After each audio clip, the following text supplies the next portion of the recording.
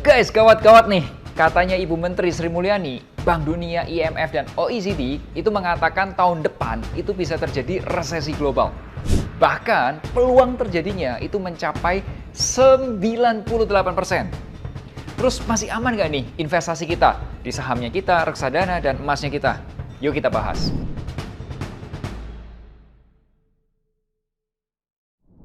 Halo guys, jumpa lagi bersama Melvin Mumpuni. Kali ini agak berbeda karena biasanya itu aku minta kamu subscribe YouTube channel Finansialku dan nyalain notifikasinya. Kali ini nggak usah ngomongin itu dulu, karena langsung aja straight to the point. Aku mau bahas kondisi terkini mengenai peluang terjadinya resesi global dan dampaknya terhadap investasi kita di saham, reksadana, dan emas. Berikut ini beberapa beritanya. CNN Indonesia mengatakan kans atau peluang resesi global 98% tahun depan. Masih dari sumber yang sama, CNN Indonesia. Kali ini Ibu Menteri Sri Mulyani juga mengatakan hal yang sama.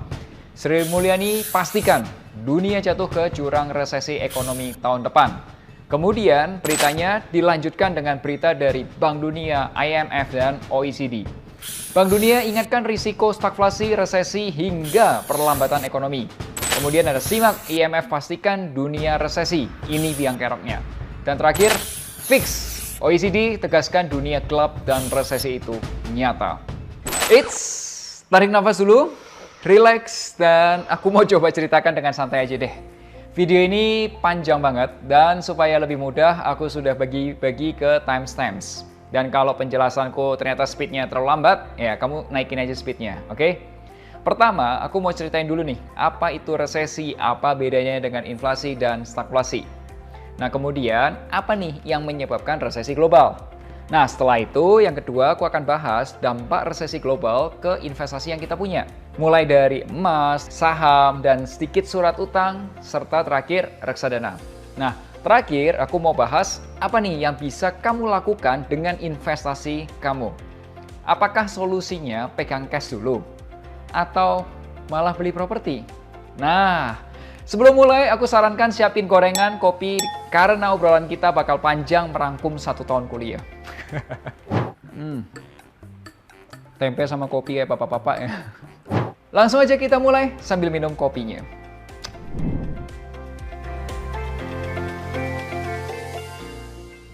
Guys, salah satu berita itu menyebutkan Bank Dunia mengingatkan risiko stagflasi, resesi, hingga perlambatan ekonomi.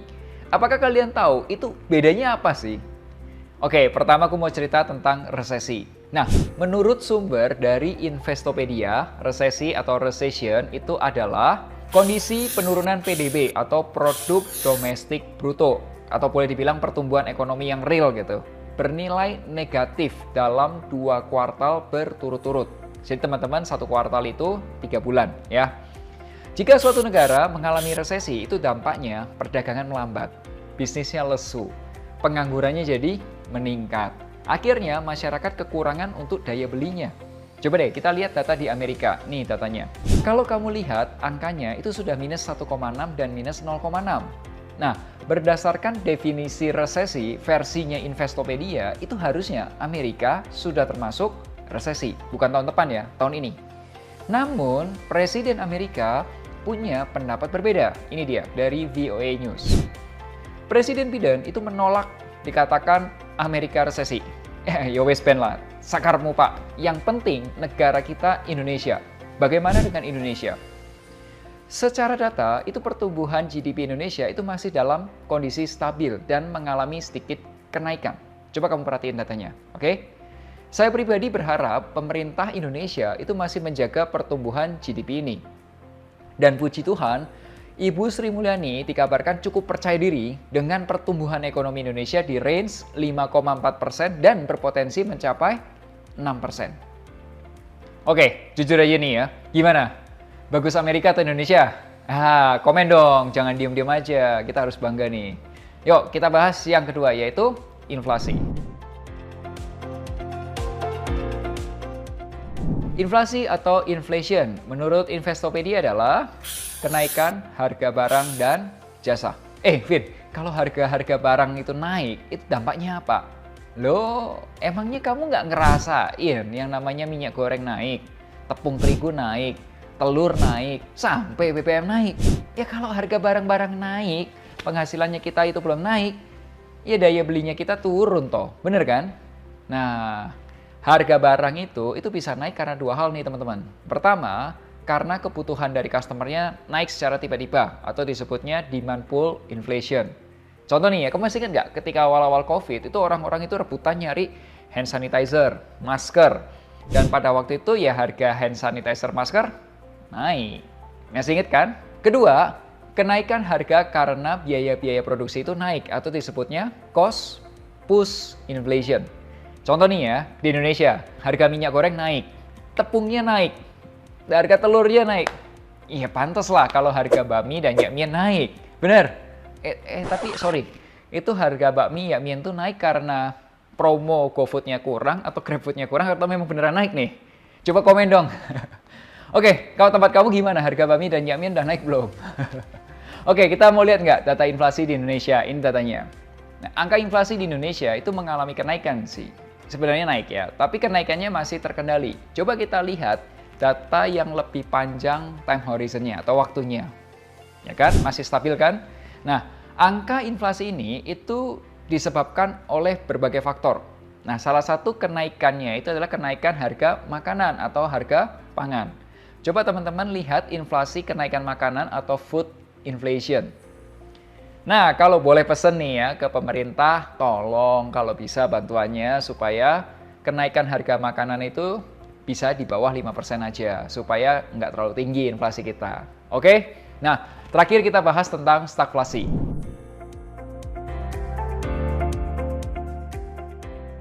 Stagflasi atau dalam bahasa Inggrisnya adalah stagflation. Itu adalah perlambatan pertumbuhan ekonomi, tingkat pengangguran tinggi, dan kenaikan harga yang berkelanjutan dalam jangka agak panjang. Kalau orang Jawa bilang ini wis runyem weh lah, habis udah jatuh ketimpa tangga lagi. Nah, apa nih yang menyebabkan semua hal ini bisa terjadi? Yes, jawabannya karena adanya krisis pangan karena harga pupuk yang mahal. Kalau kamu lihat harga pupuk non subsidi itu sudah tinggi banget. Dan yang kedua adalah krisis energi yang terjadi karena dampak COVID-19 dan perang Rusia-Ukraina.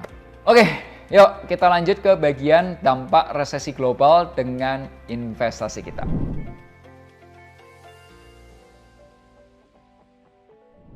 Nah, bagaimana nih dampak resesi global dan emas? Oke, sini.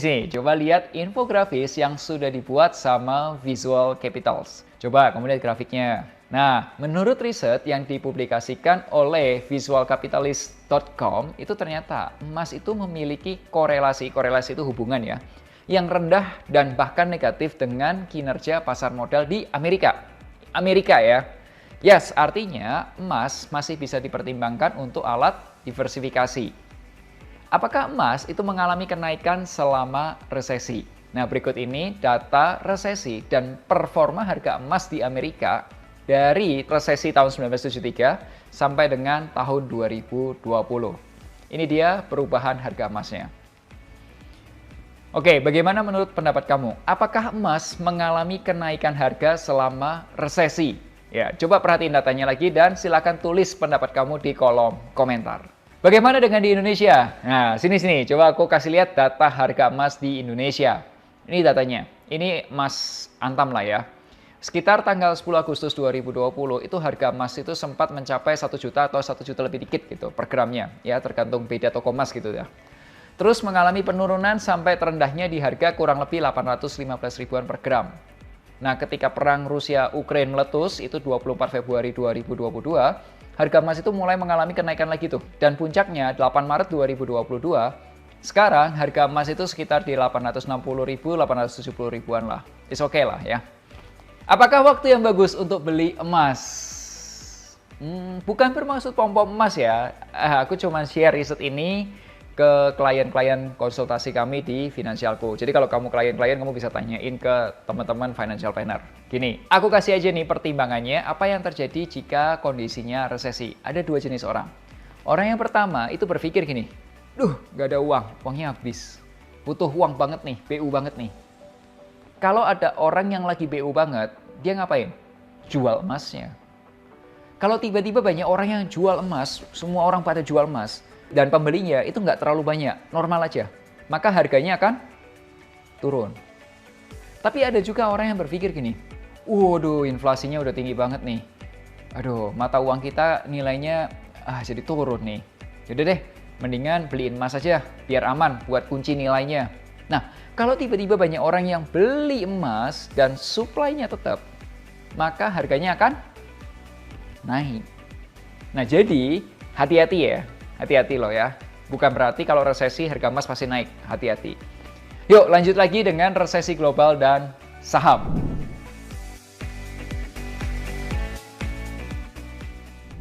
Apakah jika terjadi resesi global itu artinya semua saham itu jadi jelek dan tidak bernilai? Ya enggak dong. Salah satu teori Dow itu mengatakan the market discounts everything. Pergerakan harga saham itu naik turun di market itu menggambarkan kondisi ekonomi. Dan biasanya harga saham itu bergerak lebih dulu dibandingin dengan kondisi ekonomi realnya. Coba perhatiin sektor rotation berikut ini. Teman-teman, ini yang berwarna biru itu menunjukkan sektor realnya, ekonomi realnya. Sedangkan warna merah itu menunjukkan pergerakan pasar saham. Ya. Bagaimana dengan saham di Indonesia? Indonesia sekarang ini boleh dibilang itu masih full recovery. Tapi hati-hati, ada awan gelap di market. Ya, coba perhatiin warna merah dan birunya. Sekali lagi. Dan hati-hati, market global itu sudah menunjukkan tanda-tanda early recession. Resesi global, yes. Nah, pada fase full recovery, itu menurut grafik di atas, itu harusnya yang mengalami peningkatan adalah sektor energi, staples. Staples itu apa? Distributor makanan, minuman, dan rokok. Harusnya begitu. Serta healthcare. Nah, kita perlu perhatikan berikutnya lagi itu akan berotasi ke sektor mana? Yaitu sektornya ada healthcare, utilities, dan finance. Vin, kalau kamu sendiri gimana? Aku pribadi ini sedang mengincar beberapa emiten di sektor finansial yang valuasinya dan dividennya oke. Sahamnya apa? Kita bahas di video yang lain, oke?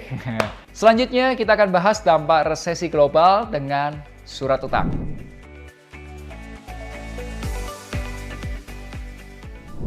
Ketika sebuah negara itu mengalami harganya kenaikan harga tinggi atau inflasi, bank sentral itu akan menaikkan suku bunga. Contoh di Amerika, Bank Sentral Amerika atau The Fed itu sudah menaikkan suku bunga beberapa kali dari 0,25 menjadi 3,25%. Coba perhatiin grafiknya. Nah, bagaimana dengan Indonesia? Aku coba rangkum dari website Bank Indonesia, BI 7 Days Reverse Repo Rate ya. Nah, coba lihat grafiknya atau gambar ini. Bank Indonesia itu juga sudah menaikkan suku bunga acuan kita. Coba lihat nih. Nah, dilihat dari tanda-tandanya, trennya, itu menurutku suku bunga bisa naik ke 4,5% sampai akhir tahun ini. Bahkan Pak Luhut melihat sinyal yang sama. Menurut Pak Luhut bisa nyampe ke 4,75%. Nah, dampaknya apa? Kita semua tahu lah, kalau suku bunga itu meningkat, maka harga obligasi akan turun. Begitu pula juga sebaliknya. Jadi jangan kaget nih kalau harga obligasi kamu itu mengalami penurunan. Teman-teman, aku nggak akan bahas panjang di surat utang karena perlu video khusus untuk bahas surat utang ini. Oke, jadi terakhir bagaimana dengan reksadana kita?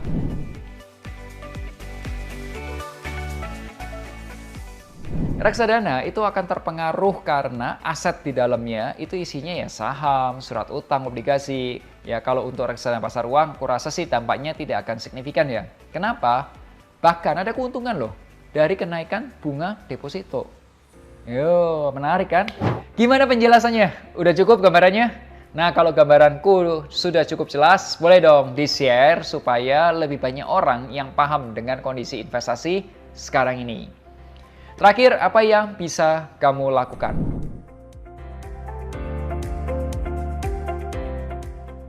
Sekarang ini, saranku kamu review dulu investasi yang sudah ada dan sesuaikan kembali dengan periode investasinya. Misal, seandainya saham kamu ini mengalami penurunan tahun ini, apakah akan mengganggu tujuan keuangan kamu? Oke, yang kedua, berapa rupiah nih risiko kerugian terbesar yang boleh kamu ambil? Dan ada pertimbangan-pertimbangan lainnya. Nah, saranku kamu bisa konsultasi review investasi kamu. Caranya gimana? Caranya hubungi tim finansialku di nomor WhatsApp ini atau di link berikut ini. Ya, supaya bisa dibantu review investasi kamu. Oke, sampai jumpa di Melek Finansial hari Rabu depan. Akhir kata, make a plan and get your financial dreams come true. Katanya tepungnya naik, kok masih tebel ya?